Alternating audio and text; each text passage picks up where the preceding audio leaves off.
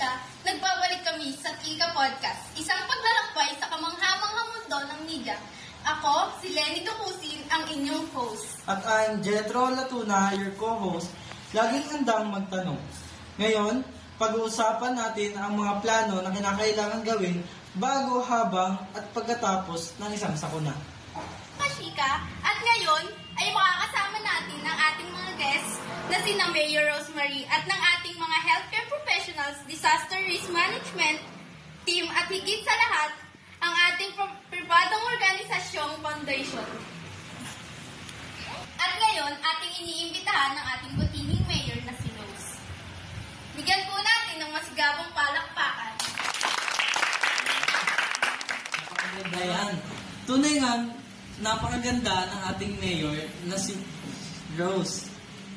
Hoy, hindi naman. Nga pala, ano nga pala ang purpose ng Chika Media at bakit nga pala ako narito?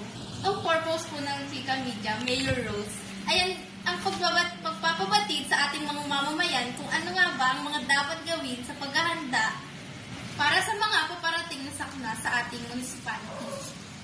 Mayor Rose, ano nga ba ang kinakailangan paghahanda pagdating ng sakuna? Ano nga dapat gawin bago ang sakuna o habang may sakuna? Mabuti na sigurong maganda tayo ng ating mga magagamit, emergency kit, at huwag pabayaan na mag-isa lang ang ating mga anak, lalo na sa mga panahon ng kalamidad o mga disaster. Mayor Rose, ano-ano nga po ba ang mga tulong na maaaring matanggap ng ating mga mamamayan na naapektuhan ng kalamidad? Ang maaari nilang matanggap ay ang mga pagkain at mga gamit na nawala sa kanila. At magbibigay din tayo ng pinansyal para sa mga naapektuhan dahil sa mga bahay nilang may nasira man o wala, at least nakatulong tayo, pinansyal man o hindi. Maraming salamat, Mayor Rose. Maraming salamat din sa inyo sa pag-imbita niyo sa akin. Matapos natin mapakinggan ang pahayag ng ating butihing mayor na si Rose. Ito ang aking unang katanungan. Paano nakikipag-ugnayan sa ibang ahensya ng gobyerno o organisasyon sa oras ng sakuna? Nakikipag-ugnayan kami sa pamamagitan ng koordinasyon, komunikasyon, pagbahagi ng resources, at pagtutulungan para sa mas epektibong pagtugon. Ito ang aking pangalawang katanungan. Bilang isa sa mga pinuno ng mga kapulisan, paano kayo makakasiguro na magiging ligtas ang bawat mamamayan sa oras ng sakuna? Bilang isa sa mga pinuno ng mga kapulisan, hangad namin mabigyan kayo ng tamang impormasyon sa oras ng may sakuna. Habang may sakuna, kami ang unang re-responder. Kailangan mabilis, maayos, at ligtas ang pagligtas ng mga mamamayan. Maraming salamat sa binigay ng importanteng impormasyon sa amin.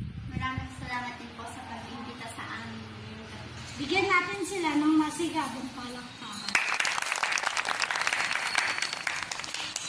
Ngayon, ibabahagi naman sa atin ng isa sa mga kasapi ng healthcare professional na si Dr. Nicole na maaasahan pagdating sa pagbibigay ng impormasyon para sa kalusugan. Ito naman ang ating doktor na si Marcelino.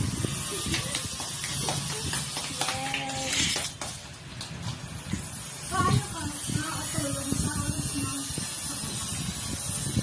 Ang itutulong ko po ay emergency kit. Well, Dr. Nicole, ano-ano nga po ba dapat natin kainin o gawin para tayo maging healthy? Ang sustansya ng pagkain is gulay at carrots at etc. Thank you so much, Dr. Nicole. Dr. Nicole, ano nga po ba ang mga step na maaari natin gawin pag tayo ay nasugatan pagtapos ng isang sakuna? Ang step 1 ay paglilinis ng sugat gamit ang alcohol. Pag natuloy-tuloy pa rin yung pagtutugo, step number 2 is paggamit ng betadine para pag-stop ng dugo. Tapos step number 3 is gamit ng gasa para cover yung sugat. Maraming salamat. Yan ang aming Dr. Nicole. Dito na po nagtatapos ang ating episode, mga kachika media.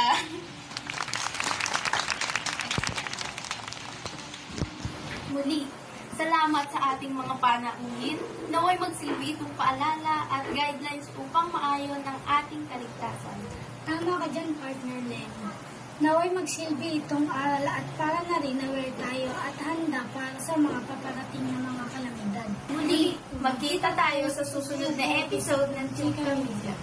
Ako si Lenny Tukusin, At ako naman si Irish Lazares, ang inyong tagapahayag sa episode na ito.